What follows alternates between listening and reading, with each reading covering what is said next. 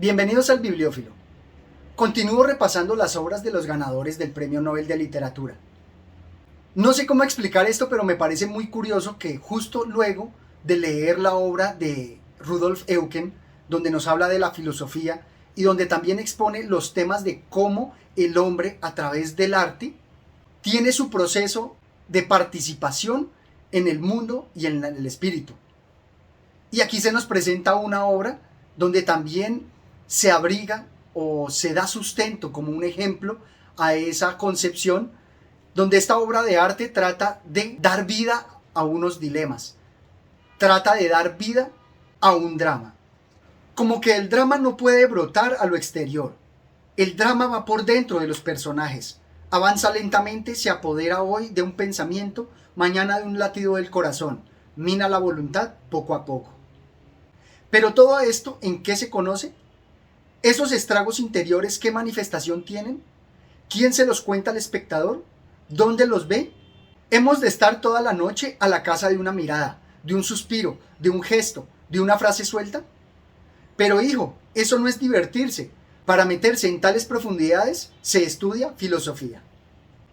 Estas obras de teatro que se nos presentan me parecen de gran profundidad filosófica, porque nos plantea, así como lo planteaba Luigi Pirandello, aspectos metafísicos, aspectos bastante profundos para tener en cuenta en una obra de teatro.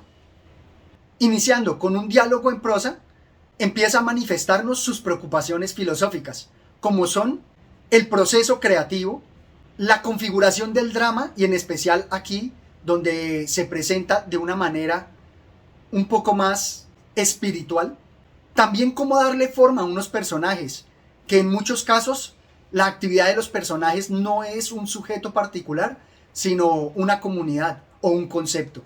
Y finalmente, como nos lo manifiesta allí, de qué manera los procesos que se dan en el interior de una persona se pueden manifestar para presentarlos al espectador.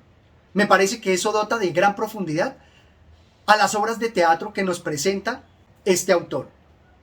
Vamos a ver las obras de teatro El Gran Galeoto y En el puño de la espada de José Echegaray.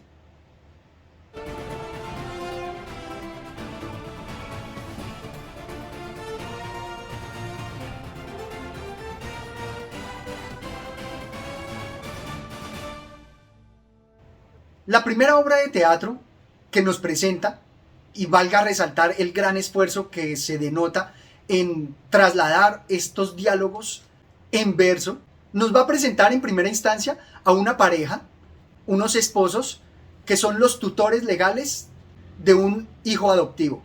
Y vamos a ver cómo las habladurías y la maledicencia van a generar aquí un drama particular, porque va a sembrar la desconfianza en todos los personajes y va a terminar con una muerte. En primera instancia quiero resaltar cómo el drama, como bien él lo decía, se nos presenta por la culpa de muchos, de la maledicencia, contra ese infame invisible que es la calumnia. Algo que también había resaltado en la obra de Enric Boll, El honor perdido de Katharina Blum. Aquí nos lo presenta de esta manera. Cada mujer deshonrada una copa de lo añejo, cada tira de pellejo una alegre carcajada. En 4 tijeretazos dejaron aquellos chicos las honras hechas añicos, las damas hechas pedazos. Y sin embargo, ¿qué fue ni qué era aquello en verdad? Ecos de la sociedad en la mesa de un café. En este drama vamos a ver que la participación de este gran infame invisible es de gran importancia. Es el catalizador para que se genere la tragedia. Y esto me parece que es muy profundo, porque incluso en la actualidad, con las fake news, con las noticias que se viralizan a través de internet, son todavía un tema muy actual. Y es que me parece muy interesante la forma como el autor presenta la calumnia, que sin ser verdad, no solamente puede desembocar en volverse verdad, sino que inmediatamente ya genera culpabilidad, casi como si fueran el juez y el verdugo a un mismo tiempo, todas las murmuraciones y chismes que se esparcen al aire. Veamos esto. La calumnia miserable no mancha, solo envilece. Es engendro tan maldito que contra toda evidencia se nos mete en la conciencia con el sabor del delito. Me gusta mucho la musicalidad de estos versos, que no solamente son agradables, sino también muy profundos. Y aquí no puedo más que recordar la historia de justicia de Vladislav Stanislav Raymond, donde también las palabras o los juzgamientos que hacemos de las demás personas, a pesar de que no sean verdad en un momento, por el simple hecho de nosotros esparcirlos, por el simple hecho de nosotros como sociedad alentarlos y hablar mal de una persona, podemos ser el catalizador para que esa persona se vuelva mala o que los hechos se materialicen. Por esto nos dice así: la calumnia se impone y hace verdad el delito. O en otra parte: pero yo tengo aprendido que lo que dice la gente, con maldad o sin maldad, según aquel que lo inspira, comienza siendo mentira y acaba siendo verdad. Yo creo que el autor nos propone aquí una reflexión bastante profunda en cómo debemos cuidar nuestra lengua, porque puede tener el germen de una verdad y un delito en su interior. Y como les decía, mucho más ahora cuando las herramientas tecnológicas esparcen ese poder de nuestra palabra como una bola de nieve casi sin control. Y en este drama me gusta encontrar también la referencia con la confianza que veíamos en los amantes, ya que al introducir esta calumnia se va a generar un rompimiento en una pareja que inicialmente gozaban de felicidad y luego van a estar sumergidas en un infierno. Dice así: y una sombra entre los dos se va de este modo alzando, y nos separa y aleja, lentamente y paso a paso. No ya más dulces confianzas, no ya más coloquios plácidos, heláronse las sonrisas, los acentos son amargos. En mí recelos injustos, en Teodora triste llanto, yo herido en mi amor, y en ella heridos y por mi mano, su dignidad de mujer y su cariño, así estamos. Me gusta cómo se presentan estas relaciones entre las obras, y es que en El cartero siempre llama dos veces, veíamos que estos amantes, a pesar de ser criminales, gozaban de la confianza del uno y del otro, pero cuando esa confianza se acaba, a pesar de los crímenes, se va a generar el inminente rompimiento. En este siguiente pasaje quiero resaltar la forma tan magistral que tiene el autor para representar todo el interior de los personajes a través de el diálogo. Dice así: yo las calumnias del mundo con indignación rechazo, mienten, digo a voz en cuello, y repito por lo bajo. Y si mintiendo no mienten, y si aciertan por si acaso, de modo que en esta lucha de dos impulsos contrarios, para los demás soy juez, y soy su cómplice en tanto. Y en mí mismo me consumo, conmigo mismo batallo, la duda crece y se ensancha, ruge el corazón airado, y ante mis ojos de sangre se extiende rojizo manto. Me parece que estas perspectivas interiores que manifiestan los personajes resultan de un gran poder evocador y de una profundidad poética que conmueven. Esto con respecto a la primera obra de teatro. En la segunda va a trabajarse un tema similar. Parece que las preocupaciones del autor siguen siendo las mismas, como son las habladurías, las murmuraciones, la representación del interior de cada uno de los personajes, y algo muy novedoso es que nos logra presentar lo que piensa cada personaje, como cambiando de perspectiva.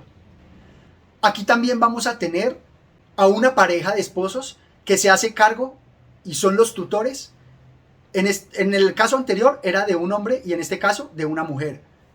Pero va a estar presente allí esa tutoría, esa adopción. También vamos a tener como un gran personaje o metapersonaje a la opinión pública. Y dentro del drama, lo que representa el amor. Más que todo en lo que es la contraposición del deber frente al amor. Por esto nos dice así: ven, Fernando, de esta casa, que es tu casa solariega. Nadie la entrada te niega, con justa medida y tasa, como lo exige el deber, que es el freno del amor, como lo exige el honor de quien va a ser tu mujer. Y en particular en esta obra de teatro, me parece que es muy importante el qué dirán, porque muchas veces el honor no solamente se mide en nuestra obligación para con nuestro amante, sino también ante la sociedad. porque ellos también van a juzgar nuestra relación y nuestro matrimonio. En esta obra de teatro, que me recuerda mucho las tragedias griegas, vamos a ver que hechos sucedidos en el pasado van a ser relevantes para el drama y para los sucesos que se van a presentar. Aquí también vamos a ver que en esta obra el desenlace se va a dar con una muerte. Pero también es muy importante tener en cuenta que la tragedia se presenta principalmente por la intransigencia de la virtud. De tal manera que hay que ser flexibles. La rigidez va en contravía de la virtud, o al menos de la felicidad. Y aquí, de acuerdo con el título, vamos a ver la importancia del objeto, del puño de la espada, porque va a ser como esa materialización del deber. Va a ser como esa afloración de lo interior materializado en algo físico, lo cual es una preocupación muy filosófica y que también está alineado con la obra filosófica que habíamos analizado de Rudolf Eucken. Y justamente viendo la profundidad filosófica que nos presenta el autor, no puedo dejar de destacar aquí este pasaje que me recordó mucho a Kant. Y es muy curioso porque había resaltado en la obra de Eucken una cita que hacía de Kant y aquí parece ponernos un ejemplo claro. Dice así: y yo te pregunto, Laura, ¿esclava es la luz del día? ¿Es esclava la armonía? ¿Y es también esclava el aura? ¿O son los ojos que ciegan si la luz no resplandece? ¿El oído que ensordece cuando sus notas le niegan melodiosos mensajeros? ¿Y el aliento que se apaga si el aire en torno no vaga, los esclavos verdaderos? ¿Y qué fueran, vida mía, sin un ser que los amase y su vida les prestase, los aires y su armonía, de las auras el aliento y aún ese sol que Dios mismo encendió sobre el abismo en el ancho firmamento? ¿Qué fueran? Materia inerte, en noche eterna aventada, un escarnio de la nada y un reflejo de la muerte. No sé a ustedes, pero a mí estas palabras me parecen muy similares a lo que decía Immanuel Kant, en que con el pensamiento se disfruta de lo físico porque es como el universo se ve a sí mismo, tal como dicen acá que los ojos, sin quien los disfrutase, es decir, sin este sujeto que es el que entiende a nivel filosófico, sin este sujeto no tendrían quien valorase esa belleza, esa armonía. De tal manera que quien dijo que el teatro no podía tener una profundidad filosófica, creo que por esto es que se puede enlazar fácilmente a la filosofía como el cimiento, el pilar de la literatura. Esto es todo cuanto tenía por compartir con ustedes. Espero que me dejen sus comentarios y se animen a leer esta maravillosa obra. Hasta pronto. Gracias.